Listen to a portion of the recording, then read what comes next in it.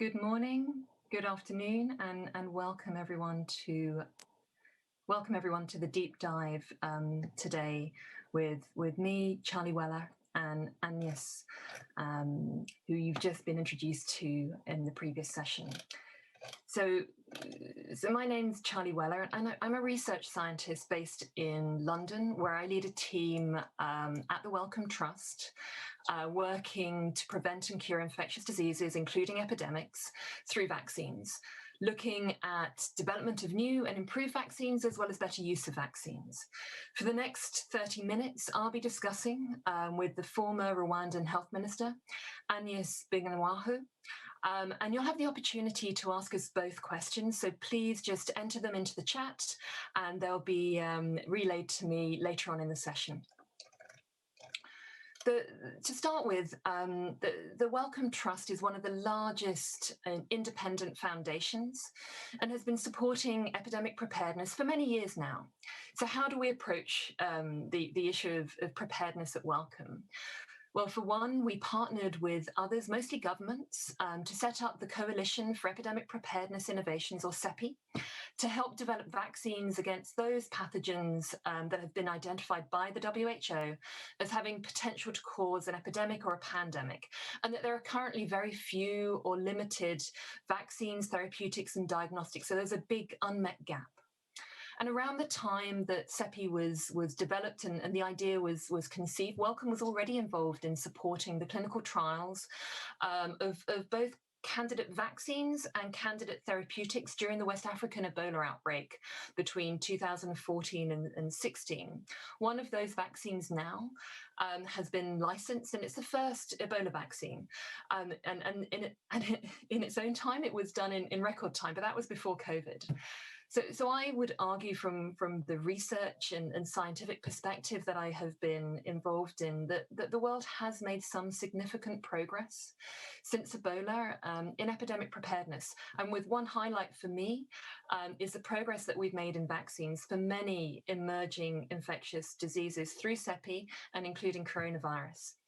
I wanted to ask Agnes, do you see progress, and do you agree with kind of my perception of progress from an epidemic perspective? Over to you. Thank you, Charlie, for these questions. And I think it's important to talk about our definition of progress. If we are thinking about scientific progress in discovering new vaccine, yes, there are significant progress, but the most important is not the scientific progress itself, is the health outcome it brings to the people. And in that matter, in managing outbreaks, COVID has shown us that we didn't make progress. And also in the distribution of vaccine, it's clear that saying progress when we talk about distribution will be contributing to a lie. Even when we made scientific progress, the gap between this discovery and the distribution to the most in need in the world is often there is a gap. And we have made progress with Gavi, with other vaccine. I don't say no, but for COVID-19, no. Only around 1% of African population is vaccinated with the first dose, when other countries like the US start vaccinated kids aged 12 or 13.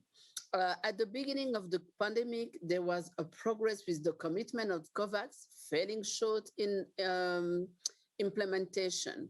It's now struggling because there is not enough vaccine available, because some countries have ordered how many times the need to vaccinate 2-3 times their own population. So a funding shortage, as well as unwillingness to waive intellectual property to produce vaccine in other places so that less people are dying now, it's not a progress. Even though the US has agreed to support the TRIPS waiver, we still have a long way to go to really decentralize and make everybody working for true progress. Scientific progress in a lab, it's not enough. And yes, I Thank you so much for raising those really important issues. And I think the way that I have been thinking about it is, it's great that we have a vaccine, but what we need is vaccination. It's not, it's not until people have that vaccination in their arm and the logistics and supply and the technical challenges of getting it there, as well as the fair allocation and equitable allocation of the vaccine. And that has been the even bigger challenge that we have seen. I agree. So you were Rwanda's Minister of Health during a period which saw Ebola outbreaks in many African countries.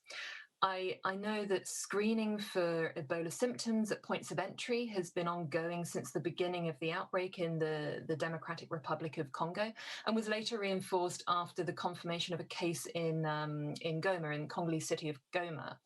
Tens of thousands of people cross the border between your countries each day, and they have their temperatures checked, they wash their hands, they listen to Ebola awareness messages.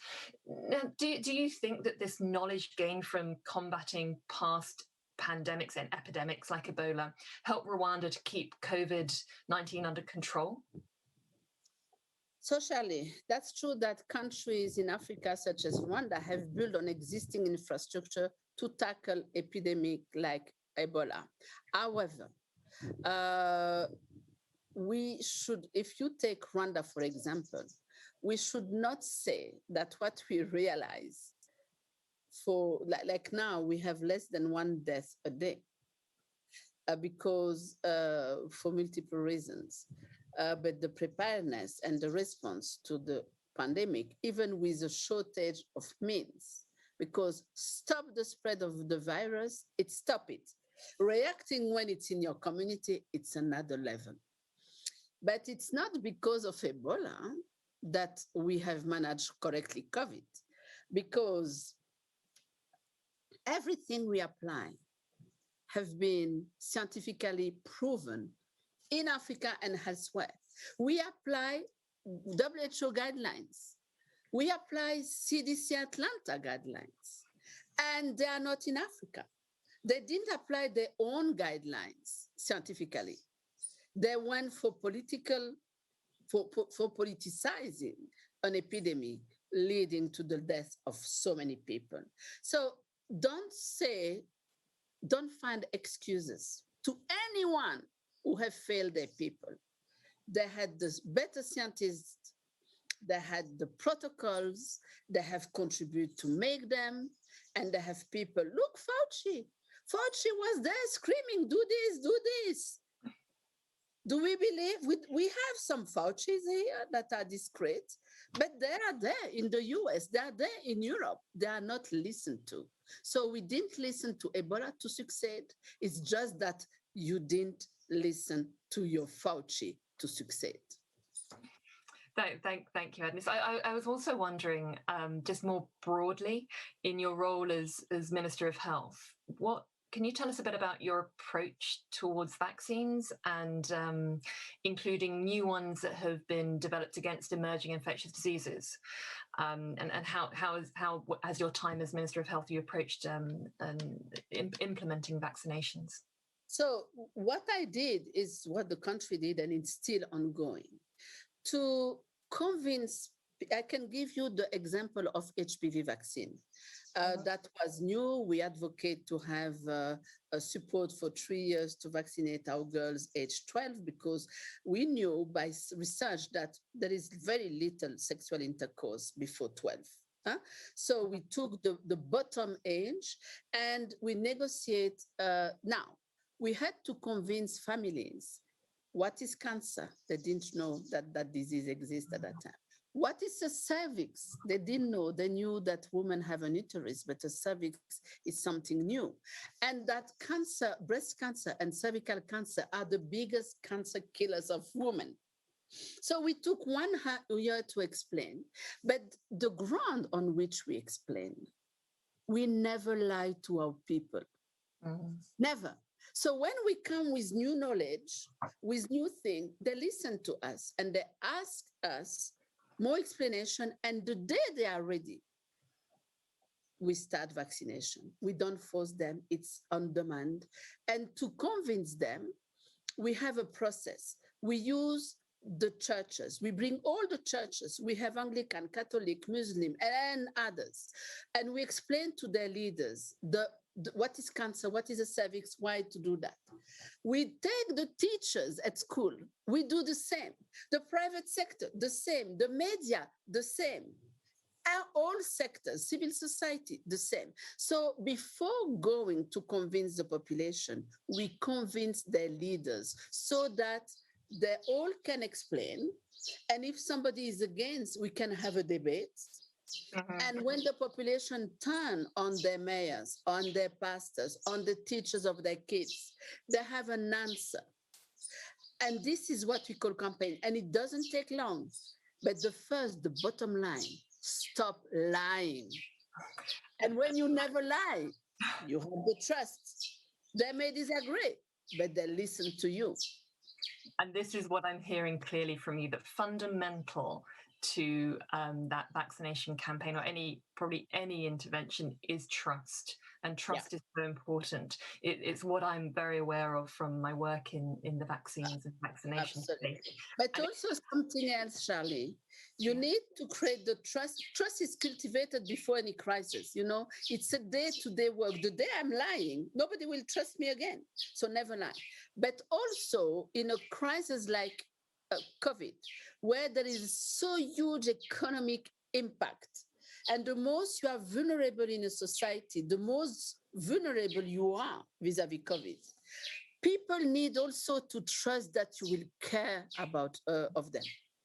People know that if you say lockdown, don't leave your house, people who have to work today to eat tomorrow, they have to know that there will be food provided on the table for them and their kids every day during the lockdown, so that they will not be sacrificed for the good of other people. So the trust in what you say, but also the trust in what you will do, and the care you have for the most vulnerable. The three has to go together. That makes perfect sense, Agnes. And what I'm hearing is that, you know, we've got science, and science has progressed, but we also need society, and that matching and that connection between science and society with trust at the center. Now, there's many regions of in fact, the whole African continent is gearing up to vaccinate at least 2/3 of its adult population against COVID, which is about the proportion expected to be needed for herd immunity.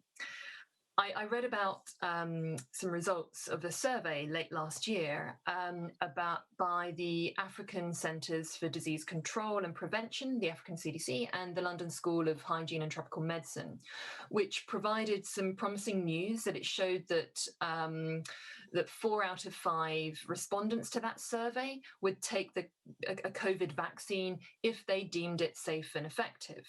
So taking your experiences and the example of, say, Rwanda, do you see risks for confidence in COVID vaccines? And if so, how do you think these can be addressed? And I can predict that trust is going to come into this answer somewhere. Absolutely, again, because, you know, it's also, I remember when we were talking about HIV a long time ago, when you say it's a virus, something you don't see. It's everything is about trust in healthcare and what you give to the people. So in Rwanda, vaccine hesitancy is not an issue at all, because it is guaranteed by entities the people are trusting.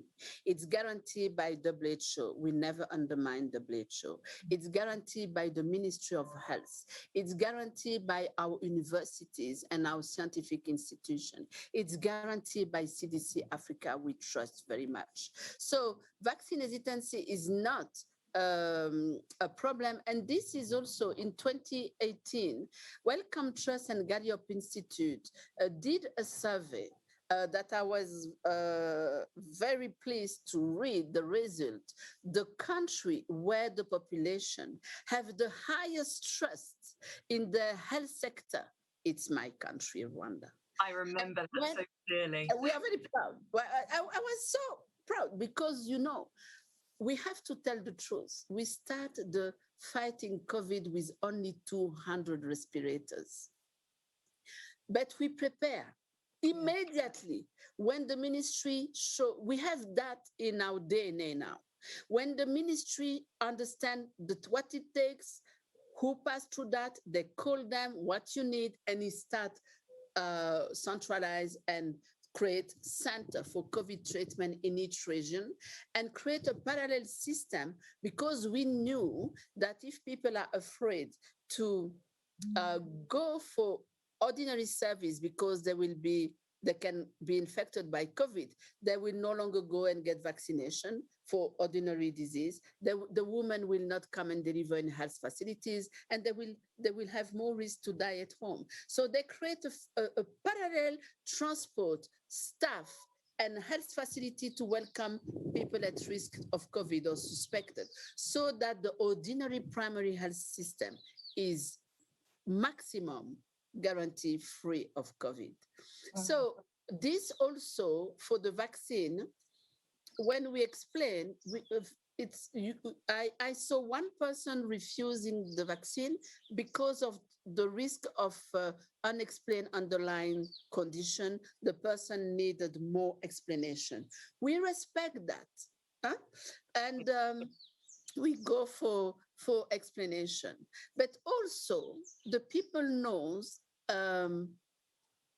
when the problem starts in China, we start talking about it in the media. When the problem explodes in China, we react. We stop the flight we have run there to China. We start contact tracing. Before the first case, 2 months before the first case, everybody landing in Rwanda have to say where they go, etc., for contact tracing in case they were infected, passing through an airport or taking a plane with somebody infected. Being prepared, we prepare the site for treatment, and we prepare the 2,000 people will do the contact tracing in the beginning. So, and we inform the people. Sorry, this is my dog. Yes, it's just say that the preparation, the transparency, all this make the people confident, because they are informed as we go. Every 2 days, we know who is are new infected, where they are, what are their age. We don't know the name. Who died, what is the age, and where they are. You understand? Yeah. Full transparency. Full transparency equals full trust. And now, just talking about preparedness and looking to the future, the rollout of COVID vaccines across Africa has been marred by delays, scarcity, uncertainty. And with this, the African Union recently signed an agreement with CEPI to strengthen pandemic and outbreak preparedness in Africa, increase investment in vaccine research and development, invest in capacity building and training, strengthen regional labs and research hubs, and also work to forge new partnerships. Rwanda has been identified as one of the potential sites to start exploring building up capacity to manufacture messenger mRNA vaccines. And this is the new technology that we've heard so much about this year in developing the Pfizer-BioNTech and Moderna vaccines. Where do you currently see Rwanda's capacity for vaccine manufacturing, and thinking about that future preparedness and how we can progress and support that manufacturing capability? So, first of all, by not be short-minded. It's going to be a center for Africa, so we have to see what is the capacity in Africa. And airports are open, they can jump in Rwanda in a few hours. Also, even if we miss this or this capacity, we have how many countries? We have India with so many capacities. We have Cuba, we have China, we have Europe, we have, it's not complicated. We start airplane company called Rwandair without a single pilot, Rwandan. and it's so secure, so good. We can do the same for vaccine. We can bring the brain together, the knowledge together, create the infrastructure. The most important, what we have to offer is the political will, the Yeah. political support, the financial, as we can. We cannot do so much, but it's the best environment ever to start something. Yeah, and Agnes, we've heard a lot about intellectual property IP waivers, and there are those who argue that transferring technology and training staff would take too much time potentially to make a meaningful contribution to the effort against COVID-19. What would be your response to this? Against short-minded, because we want to create something in Rwanda. We are in discussion with African Union to do that. It's for Africa, it's not for Rwanda. How many high-level intellectuals are contributed to vaccine development in high-income countries? And also, high-income countries can, we have ambassadors here coming for 3 years. Their scientists can come in for 3-4 years, transfer capacity. We don't care. We just need people to run the engine to produce vaccine. They don't need to have the Rwandan nationalities. And by the way, I'm sure the government will love to give them dual nationality if this is a problem. Thank you, Agnes. That's really a really good overview of your experiences from Rwanda, and I kind of feel that Rwanda is a little bit of a superstar when it comes to vaccines. From the point of view of that survey that we did with Gallup in 2018, showing the positivity and confidence in vaccines, which stems back to the systemic trust in governments, people, healthcare workers, and many others that we've talked about, that central role of trust today. Now, I know that there are some questions from the audience, so I just want to say, Charlie, I had to be a superstar. We just apply science, respect, dignity, participation, and this brings trust. Yeah, absolutely. So before I move on to the Q&A, were there any final words that you wanted to give to the audience? Yes, the audience, they should trust science. You should trust scientific. And you should, the leaders you have are elected by you. And if you let them misstep with your life, you are the one not playing the democratic game. They are elected by you to protect you, so oblige them to protect you, and they can protect you only if they follow science. Thank you. Now, I've got a couple of questions, which it's not clear who they're directed to, so we will maybe both answer them. So the first one is around, the question is, do you think a shared crisis like COVID can create openings for new global collaborations across dividing lines? So maybe you could have a go at that one first, Agnes, and I will add to it. I think yes. I think that the collaboration around scientific and sharing data was unprecedented to create rapidly the vaccine. I think that we have enough. We have a lot of people with goodwill around the world to create and to push for that.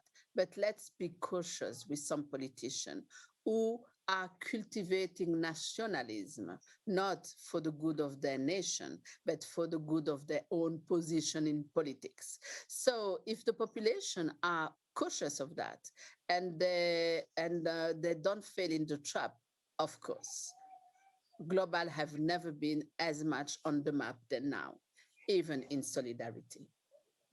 Thank you. And from my perspective, with more the R&D and science hat on, I think there were organizations that already existed, like CEPI and Gavi, that were able to be built on from a vaccine perspective. And the creation of COVAX and the ACT Accelerator brought together a multitude of different organizations under one overarching umbrella. But I think where the new collaborations really need to be built, and not necessarily in the vaccine space, but what's been highlighted to me during this process, during this last year, is the need for a focus on therapeutics and treatments, and also diagnostics. There isn't the equivalent of CEPI or Gavi that exists for treatments and diagnostics. So I think, as well as being the opportunity to build new global collaborations from an R&D perspective, I think it's also highlighted some of the gaps that there are. There is something that is whatever promising in that.